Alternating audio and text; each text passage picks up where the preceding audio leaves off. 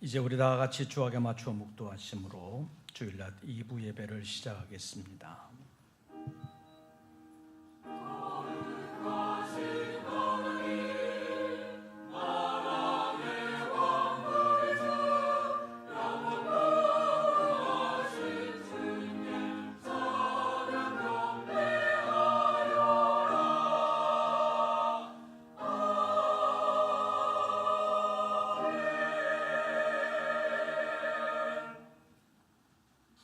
감사로 하나님께 제사를 드리며 지존하신 이에게 내 서원을 갚으며 환난 날에 나를 부르라. 내가 너를 건지리니 내가 나를 영화롭게 하리로다. 악인에게는 하나님이 이르시되 내가 너를 책망하여 내 죄를 내 눈앞에 낱낱이 드러내리라 하시는도다. 하나님은 영이시니 예배하는 자가 영과 진리로 예배할지니라. 아멘. 오늘도 주님 앞에 영과 진리로 예배하기를 원하며 머리를 숙이는 우리 모든 권속들에게 찾아와 주시고 함께 거하시며 역사하여 주시옵소서. 하나님의 사람으로 굳건하게 세워주시옵고 새로운 한 주간을 살아가는 동안 늘 함께하여 주시어서 우리가 하나님의 사람인 것을 아름답게 나타낼 수 있도록 강권하여 주시옵소서. 오늘의 예배를 통하여 오직 하나님 홀로 영광을 받으시오며 거룩한 주님의 뜻을 이루시옵소서. 우리 주 예수 그리스도의 이름으로 기원하옵나이다. 사도신경 세번역본으로 우리의 신앙을 함께 고백하겠습니다. 나는 전능하신 아버지 하나님 천지의 창조주를 믿습니다. 나는 그의 유일하신 아들 우리 주 예수 그리스도를 믿습니다. 그는 성령으로 잉태되어 동정녀 마리아에게서 나시고 본디오 빌라도에게 고난을 받아 십자가에 못 박혀 죽으시고 장사된 지 사흘 만에 죽은 자 가운데서 다시 살아나셨으며 하늘에 오르시어 전능하신 아버지 하나님 우편에 앉아 계시다가 거기로부터 살아있는 자와 죽은 자를 심판하러 오십니다.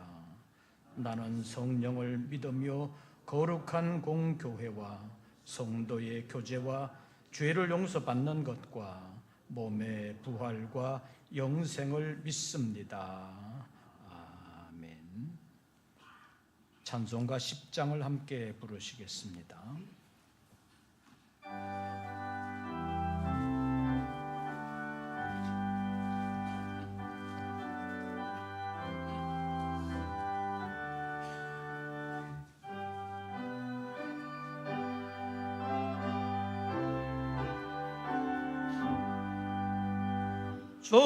전능왕 오셔서 주 이름 찬송케 하옵소서.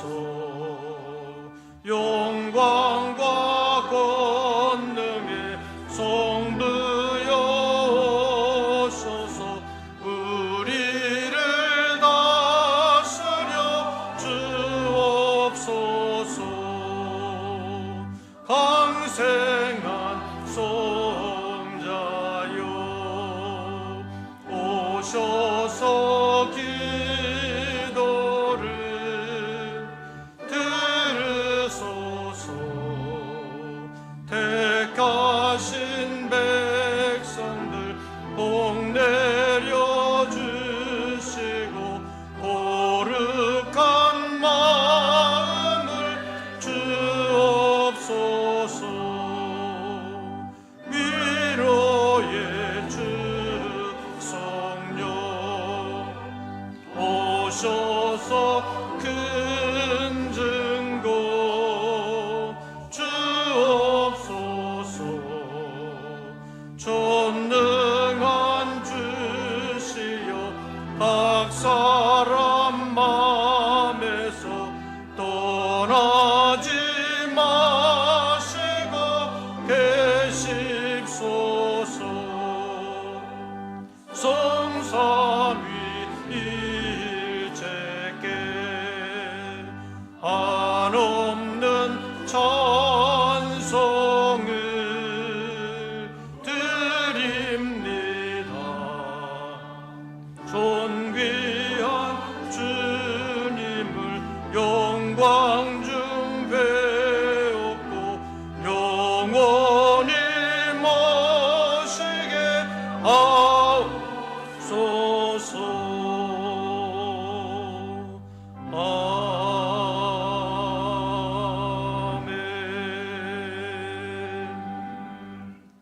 오늘의 성시 교독은 28번입니다.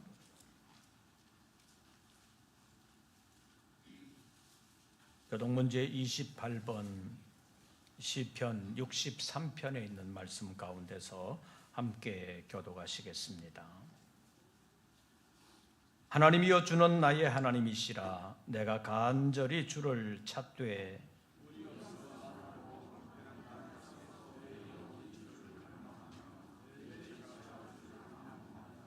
내가 주의 권능과 영광을 보기 위하여 주의 인자하심이 생명보다 나음으로 이러므로 나의 평생에 주를 송축하며 골수와 기름진 것을 먹음과 같이 나의 입이 기쁜 입술로 주를 찬송하되 내가 나의 침상에서 주를 기억하며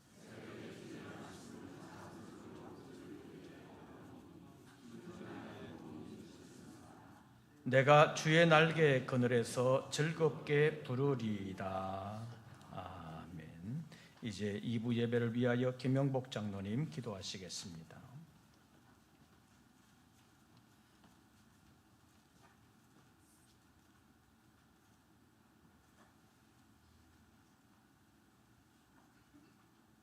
거룩하시고 참되신 존귀하신 하나님, 오늘 또 값없이 베풀어 주시는 주님의 크신 사랑과 은혜에 감사드립니다. 지난 한 주간도 세상 속에서 연약한 믿음으로 살아가던 저희들을 긍휼히 여기사 세상에 버려두지 아니하신 자비로우신 하나님, 저희들은 삶 가운데 주님의 길을 따르지 못하고 세상 것에 유혹되어 하나님 말씀에 귀 기울이지 못하고 세상 욕망에 젖어 부끄러운 모습으로 살 때 많았습니다. 세상 것 탐하며 살았던 저희들을 긍휼히 여기시고 오직 하나님의 은혜로 새롭게 하여 주시기를 원합니다. 그래서 세상의 소금, 세상의 빛이 되어 주님께 영광 돌리는 저희 모두가 되게 하옵시고, 이 시간 기뻐하고 감사하며 신령과 친정으로 마음과 정성을 다하여 드려지는 산 제사가 되게 하여 주시옵소서. 사랑의 아버지 하나님, 국내적으로 주님의 나라 확장을 위해 복음의 귀한 사역을 맡기신 담임 목사님, 이번 태국 사명자 성회도 잘 마치고 돌아오실 수 있도록 주님의 크신 사랑과 은혜 베풀어 주셔서 감사합니다. 이제 불교 나라 태국 땅에 뿌려진 귀한 말씀, 옥토에 뿌려진 씨앗이 되어 현지 목자들을 통해 태국 땅 방방곡곡에 심어지게 하옵시고 주님의 영광이 드러나기를 원합니다. 주 하나님 아버지 역사하여 주시옵소서. 이 시간 주님의 귀한 말씀 선포하실 주의 사자를 붙들어 주시고 강건함으로 지켜주시오며 성석의 양무리를 의의 길로 인도하심에 그 영광을 힘을 쫓아 모든 능력으로 붙드시고 생명의 진리의 말씀이 선포될 때 저희들의 갈급한 심령에 생명의 샘물이 되게 하여 주시옵고, 말씀에 의지하여 전신갑주를 입을 수 있도록 도와 주시옵소서. 사랑의 아버지 하나님, 코로나 이후 4년 주님의 은혜로 다음 주부터 시작하는 오후 찬양 예배에 함께하여 주시고,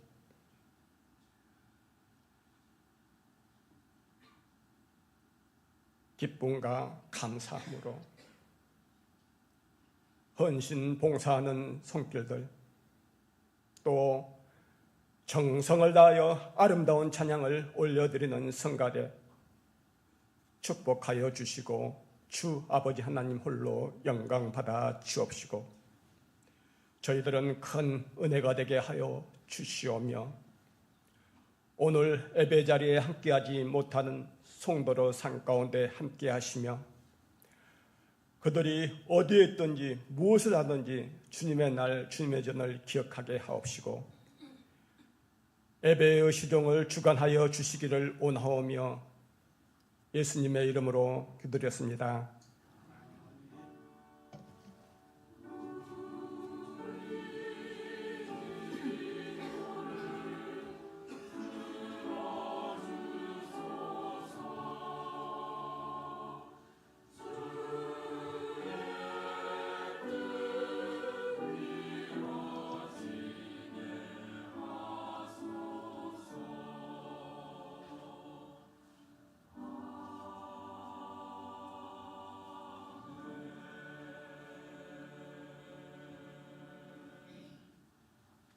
오늘 우리에게 주시는 하나님의 말씀을 찾습니다. 신약성경 사도행전 제12장입니다.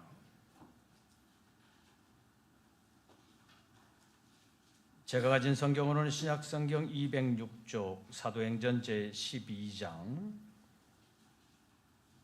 1절부터 5절까지의 말씀을 함께 교독하시겠습니다. 사도행전 제12장 1절 말씀을 제가 먼저 봉독합니다. 그때 헤롯 왕이 손을 들어 교회 중에서 몇 사람을 해하려 하여 유대인들이 이 일을 기뻐하는 것을 보고 베드로도 잡으려 할세. 때는 무교절 기간이라.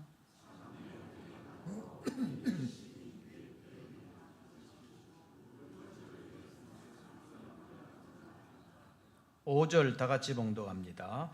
이에 베드로는 옥에 갇혔고 교회는 그를 위하여 간절히 하나님께 기도하더라. 아멘. 이제 임마누엘 성가대 찬양이 있겠습니다.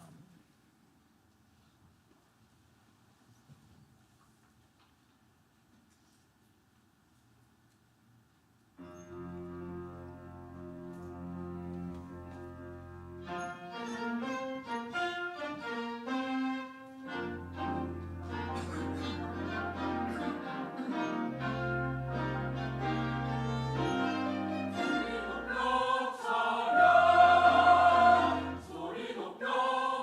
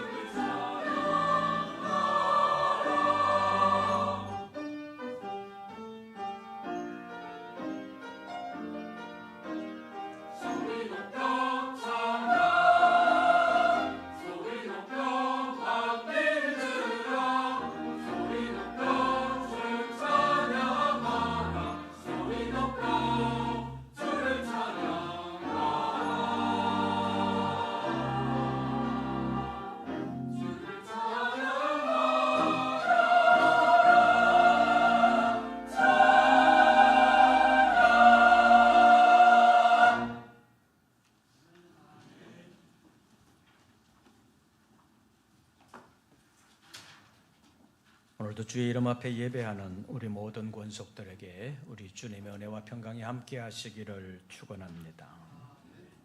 서로 인사 나누겠습니다. 반갑습니다. 옆 사람에게 기도해 주셔서 감사합니다. 보내보십시오. 안 했으면 조금 찔리고 했으면 감사하고 그렇습니다.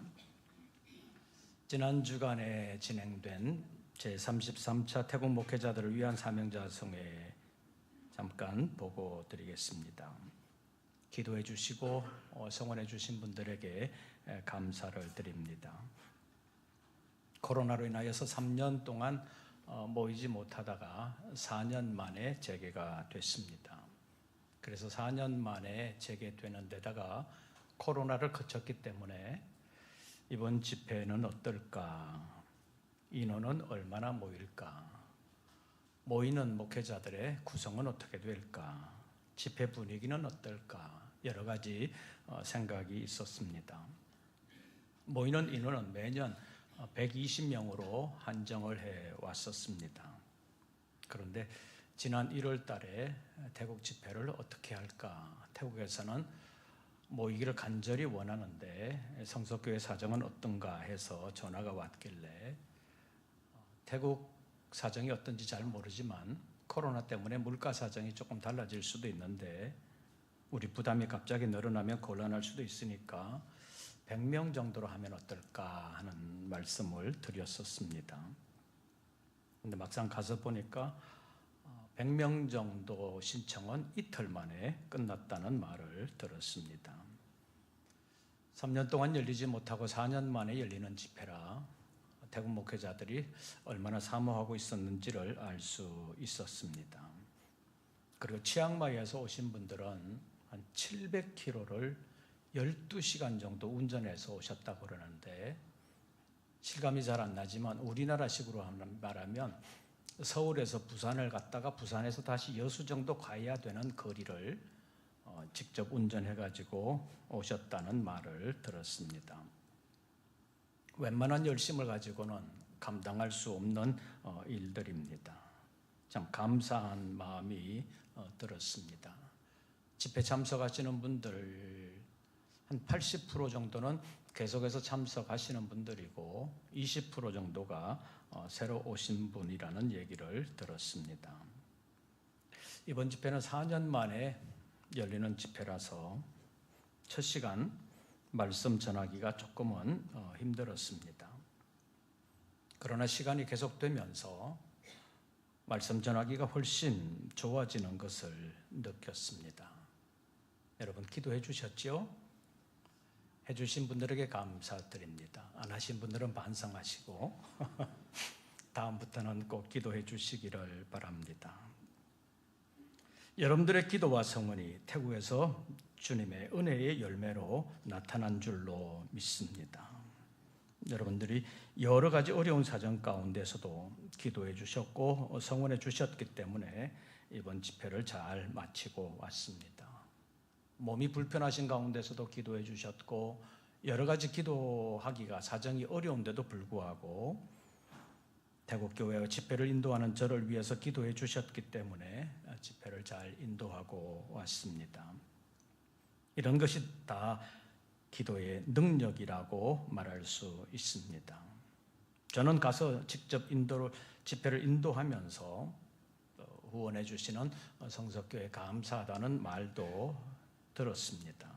그러나 여러분은 직접 가서 집회를 보지도 않고 듣지도 못했지만 태국 성회를 우리 교회에 맡겨주신 사명으로 알고 기쁨으로 감당해 주시는 믿음이 있었기 때문에 하나님께서도 태국에서 기쁨으로 역사해 주신 줄로 믿습니다. 다른 교회 선교 사역들을 간혹 보면 우리가 후원하는데 내가 가야지 그러면서 생색 내려고 얼굴 내려고 간혹 따라가는 분들이 있는데 우리 성도들은 간혹 집회에 같이 참여하는 경우도 있지만 혹시 집회에 방해가 되지는 않을까. 그래서 거의 동행하지도 않지만 가끔 동행하는 분들도 집회에 방해가 되지 않게 하기 위해서 태국 목회자들과 거의 말도 섞지 않는 경우가 많습니다. 이번 성회에는 집회 반주를 위해서 권고은 양과 김예진 양이 함께 갔다 왔습니다. 이렇게 수고하면서도 얼굴 내지 않으시는 성도 여러분들이 있기에 오늘날까지 태국 성회가 은혜 가운데서 잘 진행되어 온 줄로 알고 감사를 드립니다. 가보지는 않지만, 가서 얼굴 내지도 않지만, 그럼에도 불구하고 기도와 헌신으로 봉사해 주시는 여러분들이 태국 집회의 진정한 헌신자들이라고 말할 수 있습니다. 그래서 다시 한번 감사를 드립니다. 집회를 마치고 몸은 좀 피곤하지만 태국의 여러 목사님들로부터 이번 집회에서도 설교에 감동을 받고 힘을 얻었다는 말씀을 들으면서 보람을 느끼면서 돌아왔습니다. 사실 성경 말씀을 전하면서 어떤 부분은 우리 목회자들이 반드시 알아야 되지만 어디에서 가서도 제대로 들을 수 없는 성경 난제들에 대하여 설명을 좀 해드리고 왔습니다. 목회자들이 이런 부분에 대하여 관심은 있었지만 어디서 배울 수도 없는 그런 상황이기 때문에 이번 집회에서 많은 도움을 받았다는 말씀을 들었습니다. 그러면서 어느 목사님이 하시는 말씀이, 이게 목사님 평소 실력은 아니지요. 열심히 연구해서 오셨지요. 그렇게 물었습니다. 그래서 제가 뭐라고 대답하기가 못해서 그냥 웃고 말았습니다. 이런 모든 것이 다 여러분들의 기도와 성원 덕분에 하나님께서 베풀어 주시는 은혜인 줄로 알고 감사를 드립니다. 오늘 본문에도 보면 감옥에 잡혀 있는 베드로가 예루살렘 교회의 기도로 말미암아서 감옥에서 기적적으로 구출되는 장면을 보여주고 있습니다. 제가 본문 4절 말씀을 보면 여러분들이 5절을 읽어주시기를 바랍니다. 잡음의 옥에 가두어 군인 4씩인 4패에 맡겨 지키고 6월절 후에 백성 앞에 끌어내고자 하더라.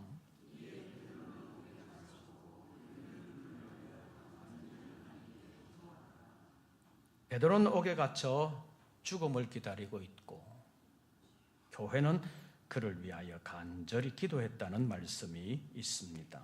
그래서 오늘은 간절히 기도하는 교회라는 제목으로 잠깐 말씀을 전하려고 합니다. 본문의 말씀을 지난 금요기도에서 잠깐 말씀드린 바 있는데 우리가 알아야 하는 것이 있습니다. 첫째로 교회의 기도는 역사하는 힘이 크다는 사실입니다. 오늘 본문 말씀을 보면 헤롯 왕은 교회 중에서 요한의 형제인 야고보를 잡아 칼로 목을 베어 죽였습니다. 야고보는 로마 사람이 아니기 때문에, 유대인이기 때문에 로마 법적인 절차를 거치지 아니하고 바로 목을 베어 죽이는 일이 있었던 것입니다. 예수님의 12제자들 중에서 베드로와 그 형제 다음으로 주님의 부르심을 받은 사람이 요한과 그의 형제 야고보였습니다. 그리고 베드로, 야고보, 요한 이 세 사람은 예수님을 가장 가까이에서 보조한 사람들이고 예수님의 고민에도 거의 항상 동행했던 사람들입니다. 어쩌면 이 세 사람은 예수님의 제자들 중에 제자들로서 예수님의 오른팔 역할을 했다고 볼 수 있습니다. 그런 지도자 가운데 야고보가 먼저 헤롯에 의해서 죽임을 당했습니다. 당시 교회는 얼마나 당혹스러웠겠습니까? 그런데 헤롯은 여기에 그치지 아니하고 베드로까지 잡아 죽이려고 한 것입니다. 그래서 헤롯은 유대인의 무교절 기간에 베드로를 잡아들였고 이제 무교절이 끝나고 6월절이 지나면 바로 백성 앞에 끌어내서 본보기로 죽이려고 계획을 다 세워놓았습니다. 4절 말씀에 보면 잡아들인 베드로를 지키기 위해서 어떻게 했는지 보시지요. 잡음에 옥에 가두어 군인 4씩인 몇 패에 맡기고 4패에 맡겨 지키고 6월절 후에 백성 앞에 끌어내고자 하더라. 베드로 한 사람을 지키기 위해서 군인 4씩인 4패에 맡겼으니까 총 16명을 동원하여 베드로 한 사람을 지키고 있었다는 것입니다. 그리고 6절 말씀을 보면 베드로가 잘 때도 그냥 재우는 것이 아니라 어떻게 했는지 6절 보시지요. 헤롯이 잡아내려고 하는 그 전날 밤에 베드로가 누구 틈에서? 군인 틈에서 어디에 매여? 두 쇠사슬에 매여 누워 자는데 파수꾼들이 문 밖에서 옥을 지키고 있었다. 이렇게 기록하고 있습니다. 베드로를 쇠사슬에 채웠는데 그냥 베드로만 채운 것이 아니라 두 군인 틈에서 두 쇠사슬에 채웠다. 이렇게 말하고 있습니다. 이것을 요즘식으로 말하면 베드로에게 수갑을 채웠는데 베드로 혼자만 채운 것이 아니라 베드로 옆에 있는 두 사람, 그럼 좌우에 있는 이 두 사람과 함께 수갑을 채워가지고 이 세 사람이 함께 움직이지 않으면 베드로는 옴짝달싹 못하도록 만들었다는 것입니다. 그리고 밖에는 또 파수꾼들을 문 밖에 세워서 지키게 했습니다. 그러니까 도망갈 생각은 아예 꿈도 꾸지 말아라. 그런 셈이었습니다. 이제 베드로는 꼼짝없이 죽게 된 것입니다. 이때 교회는 무엇을 했는지 본문 5절 말씀 다시 보시죠. 5절 다 같이 봉독합니다. 이에 베드로는 옥에 갇혔고 교회는 그를 위하여 간절히 하나님께 기도하더라. 베드로를 철저하게 지키고 있었고 헤롯의 베드로를 죽이려고 하는 의지는 확고했다고 볼 수 있습니다. 그래서 사실 교회는 베드로를 위하여 할 수 있는 것이 거의 없었습니다. 그래서 간절히 기도했다고 볼 수 있는데 그 기도도 사실은 쉬운 것은 아닙니다. 왜냐하면 베드로를 죽이려고 하는 그런 상황에서 베드로를 위하여 기도한다는 것은 자기들도 잡혀갈 수 있고 자기들도 죽을 수 있다는 그런 상황입니다. 어쩌면 목숨의 위협을 받을 수도 있는 그런 상황에서 교회는 베드로를 위하여 간절히 뭐하더라? 기도하더라. 교회는 어쩌면 목숨 내놓고 베드로를 위하여 기도했고 하나님은 그 기도를 들으셨습니다. 그리고 그 기도에 역사하셨습니다. 그래서 베드로가 처형되기 전날 밤에 베드로가 갇혀있는 감옥에 주님의 사자인 천사가 나타났습니다. 지키는 군인들을 깊이 잠들게 하시고 베드로를 깨워서 옷을 입히고 신을 신게 하여 그를 감옥에서 이끌어내셨습니다. 지키는 군인들은 주님이 깊게 잠들게 하셨기 때문에 베드로가 움직이는 것도 베드로의 몸에서 쇠사슬이 다 끊어지는 것도 알지를 못했습니다.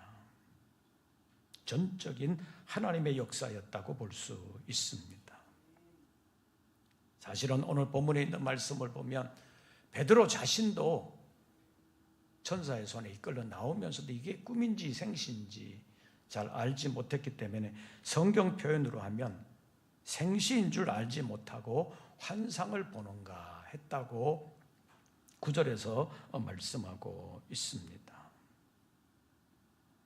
그리고 첫째, 둘째 파수를 지나서 예루살렘으로 들어오는 시내로 들어오는 쇠문에 이를 때까지 베드로는 이게 꿈인지 환상인지 그러면서 이끌려 나왔다고 볼 수 있습니다. 그래서 요즘식으로 말한다면 감옥에서 여러 블록을 지나서 이제는 누구도 따라오지 않는 그런 상황이 되었을 때 천사가 떠났습니다. 그래서 베드로가 사방을 둘러보니까 자기를 잡으러 오는 사람은 없는데 자기가 풀려난 것을 이제 깨닫게 된 것입니다. 그래서 11절 말씀을 보면 베드로가 정신이 그때 들었다고 표현하고 있습니다. 전적인 하나님의 역사였습니다. 그런데 교회는 그 베드로를 위하여 간절히 기도했기 때문에 베드로가 구출받은 것은 교회가 간절히 구한 기도의 능력이라고 볼 수 있습니다. 성경을 통하여 보면 기도는 하나님의 능력으로 역사되는 경우가 참 많습니다. 그래서 성경을 통해서 하나님은 기도하라고 말씀하시는 것입니다. 기도에는 하나님의 지혜가 임하고 하나님의 능력이 나타나는 것입니다. 이스라엘 역사를 통해서 보면 출애굽 시대에는 모세의 기도에 하나님이 역사하셨습니다. 그리고 열왕들의 시대에는 선지자들의 기도에 하나님께서 능력으로 역사해 주셨습니다. 마가복음 9장에 보면 귀신을 쫓아내는 능력에 대하여 예수님께서 말씀하시면서 기도 외에는 다른 어떤 것으로도 귀신을 쫓아내는 이런 능력이 나타나지 않는다고 말씀하셨습니다. 기도는 자기를 위하여 만사형통을 부르는 주문 같은 것이 아닙니다. 그러나 기도하는 자가 자기 욕심을 위하여 기도하지 아니하고 하나님의 영광과 주님이 기뻐하시는 뜻을 위하여 기도할 때 하나님은 반드시 역사해 주시는 것입니다. 그래서 우리는 기도할 때 내 욕심을 위해서가 아니라 하나님의 뜻, 하나님이 기뻐하시는 일들을 위하여 기도해야 합니다. 여기에 하나님의 능력이 나타나는 것입니다. 옥에 갇혀 죽음을 기다리고 있는 베드로를 위하여 교회는 간절히 기도했고 하나님은 그 기도를 들으시고 역사해 주셨습니다. 사랑하는 성도 여러분, 어려울 때마다 낙심만 할 것이 아니라 하나님의 영광을 위하여 기도하시기를 바랍니다. 하나님의 능력이 여러분들을 구원의 길로 인도하시고 역사해 주실 줄로 믿습니다. 두 번째로 기도에 대한 하나님의 역사는 사람의 기대 밖에 훨씬 더 멀리까지 역사해 주신다는 사실을 우리가 알아야 합니다. 본문과 관련해서 말하면 교회의 기도를 통해서 나타난 주님의 역사는 베드로를 감옥에서 구출해 내셨습니다.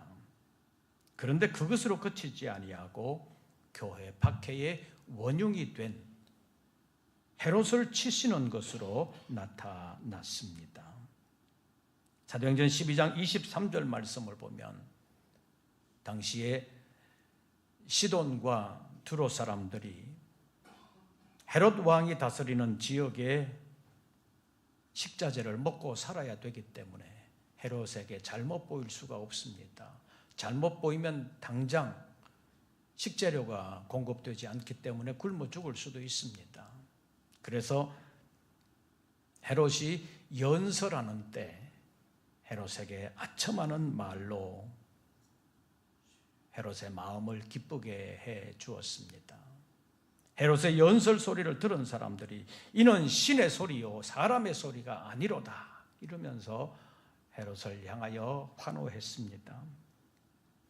이렇게 많은 사람들이 자기를 연호하면서 환호해 주자 헤롯은 정말로 자기가 신이 된 것처럼 그 모든 영광을 자기에게 돌렸습니다. 그래서 사도행전 12장 23절 말씀을 보면 헤롯이 영광을 하나님께 돌리지 아니함으로 인해서 주의 사자가 그를 곧 쳤다 이렇게 표현하고 있습니다. 그러면서 벌레에게 먹혀 죽으니라. 벌레에게 먹혀 죽으니라. 일반적으로 오늘날 우리 시대에 보면 병원에 가서 어떤 병의 진단을 받을 때 어떤 병입니다. 그러면 뭐 괜찮겠구나, 얼마 지나지 않으면 낫겠구나 이렇게 생각하는 병도 있지만 아이고야 이제는 죽었구나 그렇게 생각되는 병도 있지요. 그런데 성경의 헤롯은 벌레에 먹혀 죽으니라 이렇게 기록되어 있습니다. 벌레에 먹혔다는 것은 쉽게 말하면 죽을 병은 아니었다는 것입니다. 그런데 죽었습니다. 그래서 성경은 뭐라고 말씀하고 있느냐 하면 주의 사자가 바로 쳤다 이렇게 표현하고 있습니다. 다시 말하면 헤롯이 죽은 것은 하나님의 심판이었다는 말입니다. 우리가 세상을 살아가는 동안 세상에서 이루어지는 일들을 보면 어떤 때는 하나님이 과연 계시는가? 하나님이 의인의 기도에 역사해 주시는가? 그런 의심이 들 때가 있습니다. 더 직접적으로 말하면 하나님을 대적하고 성도들을 박해하는 사람들이 심판을 받거나 벌을 받는 것처럼 보이지 아니하고 도리어 더 형통하고 더 건강한 것처럼 보일 때도 있기 때문입니다. 그래서 시편 73편에 보면 시편의 시인은 거의 실족하여 넘어질 뻔했다고 기록하고 있습니다. 왜냐하면 악인들은 저렇게 형통하고 건강한데 나는 왜 이렇게 힘든가?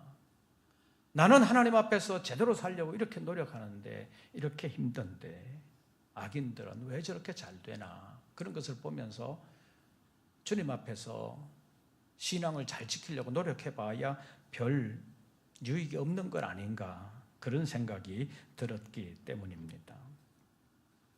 그런데 성전에 들어갈 때 깨달은 것이 있었습니다. 하나님의 심판은 반드시 있다는 사실입니다. 그래서 시편 73편 27절과 28절에 있는 말씀을 요약해서 보면 무릇 주를 멀리하는 자는 주께서 다 멸하신다. 주를 멀리하는 자는 하나님이 다 심판하신다. 그러나 하나님께 가까이 하는 것은 내게 복이다. 이런 고백을 하고 있습니다. 하나님의 심판은 엄청나게 느린 것 같지만 결코 없지 않다는 것입니다. 그리고 하나님의 심판은 너무 철저하시고 완전하시기 때문에 하나님의 심판으로서의 악인의 멸망은 완전한 멸망이라는 것입니다. 잠언 24장 16절 말씀에 보면 대저 의인은 7번 넘어질지라도 다시 일어나려니와 악인은 재앙으로 말미암아 엎드러지느니라.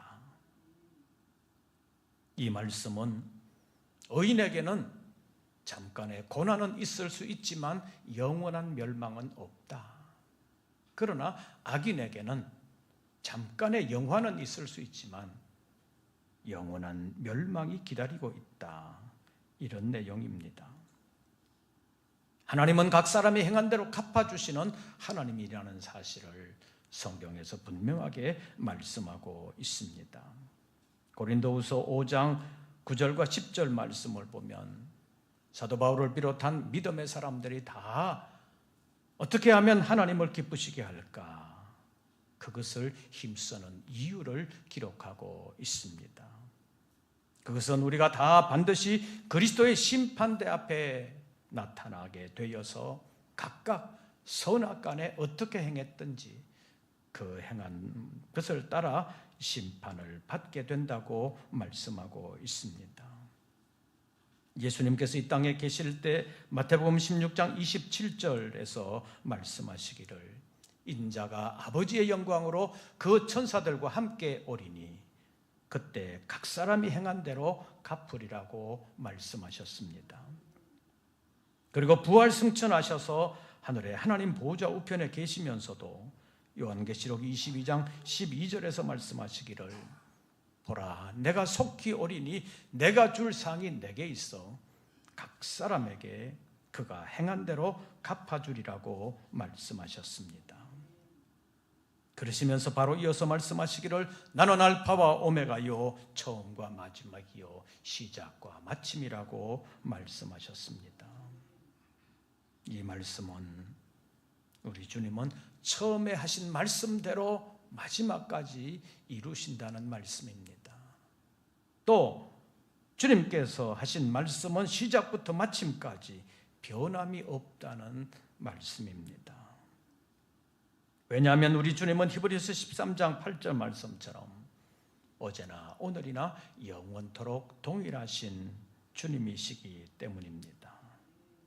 예수님이 이 땅에 계실 때 하신 말씀과 부활 승천하셔서 하늘에 계실 때 하신 말씀이 다르다면 우리가 어떻게 믿을 수 있겠습니까? 그러나 우리 주님 예수 그리스도는 어제나 오늘이나 영원토록 동일하신 분이십니다. 히브리서 13장 8절 말씀을 한번 따라해 보시기를 바랍니다. 예수 그리스도는 어제나 오늘이나 영원토록 동일하시니라. 믿으십니까? 그분의 말씀도 어제나 오늘이나 영원토록 동일하십니다. 그 주님이 우리 각 사람이 행한 대로 갚아주신다고 여러 번 말씀하셨습니다. 그렇기 때문에 현재 우리 형편이 어렵다 하더라도 낙심하지 말고 주님을 의지하고 주님께 기도해야 합니다. 주님은 반드시 갚아주십니다. 그렇기 때문에 현재 내게 어려움이 없고 내 생활이 좀 안락하다고 너무 안심해서도 안 됩니다. 주님은 반드시 갚아주시는 하나님이십니다. 기도함으로 하나님의 능력을 힘입고 오늘의 어려움을 아름답게 이겨나가는 우리 모든 성도들 되시기를 바랍니다. 기도함으로 하나님의 능력을 힘입어 내일의 발걸음에 주님의 인도를 받으면서 사명의 발걸음이 약하여지지 아니하고 끝까지 사명을 완수하는 십자가의 용사들 되시기를 바랍니다. 베드로가 옥에 갇혀 순교를 기다리고 있을 때 교회는 그를 위하여 간절히 기도했습니다. 하나님은 그 기도를 들으셨고 그를 위하여 역사해 주셨습니다. 이 시대를 살아가는 믿음의 용사 여러분, 현실적인 어려움이 있다 할지라도 어제나 오늘이나 영원토록 동일하신 주님을 믿고 주님의 말씀을 붙들고 끝까지 승리함으로 하나님의 승리에 참여하고 영광스러운 하나님의 나라를 넉넉히 유업으로 받을 수 있는 우리 모든 권속들 되시기를 주의 이름으로 축원합니다. 기도하겠습니다. 어제도 함께 하신 주님 감사합니다. 오늘도 함께하여 주시는 주님 감사합니다. 내일에도 영원토록 함께해 주실 줄로 믿습니다. 그 주님께 기도하면서 끝까지 승리할 수 있는 우리 모든 권속들 되게 하여 주시옵소서. 예수님의 이름으로 기도하옵나이다. 아멘. 찬송가 363장을 부르시면서 준비하신 예물 드리겠습니다.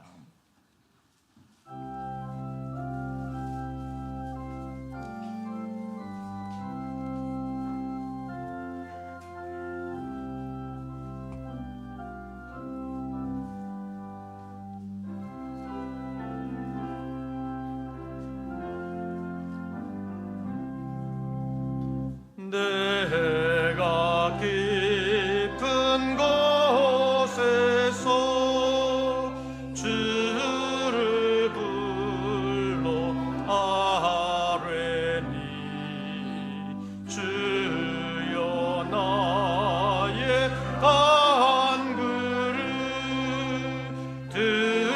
들어주실 바라고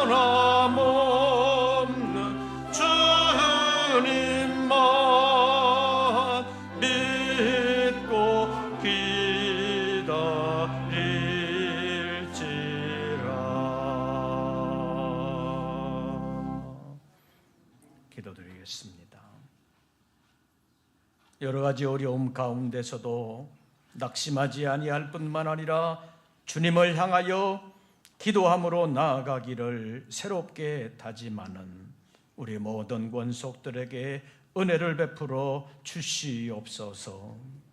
열심히 수고한 소득의 11조를 주님 앞에 올립니다. 우리의 힘으로 어찌할 수 없는 국제 정세와 국내 정세가 있습니다. 우리나라의 힘으로도 어찌할 수 없는 일들이 많이 있습니다. 하나님, 이 나라와 이 민족, 우리 모든 성도들을 지켜주시옵소서. 하나님의 은혜로 알게 하시고 하나님께 무릎 꿇고 기도하는 나라, 기도하는 백성, 기도하는 성도들이 되게 하여 주시옵소서. 아무리 어려워도 하나님께 기도하면 역사해 주실 줄로 믿습니다. 영광을 위하여 기도하는 자, 하나님의 뜻에 순종하며 기도하는 자를 주님 멸시치 아니하시고 찾아오시며 구원하시고 영광의 길로 인도해 주시는 줄로 믿습니다. 주님의 은혜에 감사하는 심령들의 구체적인 삶의 현장에서 감사할 것이 더 많게 하시고 주님의 복음 사역을 위하여 선교의 예물을 올리는 사랑하는 종들에게 복음의 능력이 현지에서 나타나듯 사랑하는 종들의 구체적인 삶에서도 아름답게 나타나게 하시고 끝까지 복음을 위하여 아름답게 쓰임받고 하나님의 보장을 받으며 복을 받는 귀한 식구들 되게 하여 주시옵소서. 서원한 예물을 주님 앞에 올리며 자신의 모든 삶을 주님께 영광 돌리는 삶으로 드리기를 원하는 우리 모든 권속들에게 하나님 함께하여 주시되 구체적인 삶의 현장에서 그리스도의 향기를 나타낼 수 있게 하시고 주의 이름으로 승리케 하여 주시옵소서. 저희들 다시 세상으로 나아갑니다. 혼자만이 아니라 주님이 함께하여 주시는 줄로 믿습니다. 주님 함께하심을 믿고 주님 의지하며 기도하는 우리 모든 권속들 되게 하여 주시옵소서.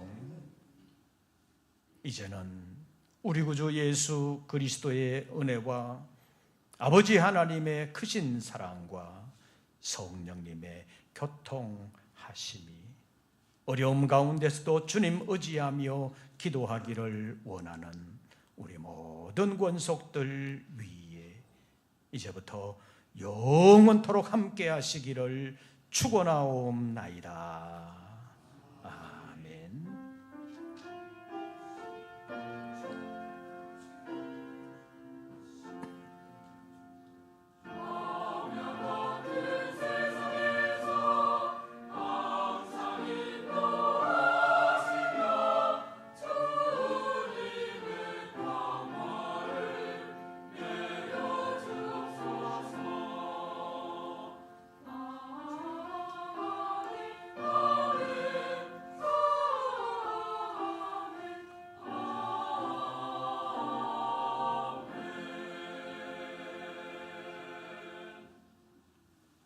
광고 말씀을 드리겠습니다.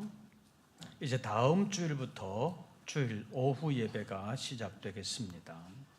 다음 주부터는 오후 2시부터 오후 예배가 시작되겠습니다. 위에서 많이 기도해 주시고 적극적으로 참여해 주시기를 바랍니다. 3년 동안 오후 예배가 없었기 때문에 새롭기도 하고 또 시간 미리 배려해 놓는 것이 조금 새로울 수도 있습니다. 그러나 열심히 참여하시고 주일을 주님 앞에 올려드리는 날로 아름답게 지켜주시기를 바랍니다. 그리고 제33차 태국 목회자 사명자 성회를 은혜 가운데 잘 마쳤음을 감사드립니다. 기도해 주시고 성원해 주신 분들에게 다시 한 번 더 감사를 드립니다. 태국 목회자들이 받은 은혜가 계속 자라갈 수 있도록 기도해 주시기를 바랍니다. 그리고 지난 주간에 공사를 몇 군데 했습니다. 2층부터 4층까지 로비 중간 천주교 쪽으로 난 중간 창문을 여닫이로 해서 여러 가지 열고 닫는데 어려움이 좀 있었었는데 미닫이로 바꿨습니다.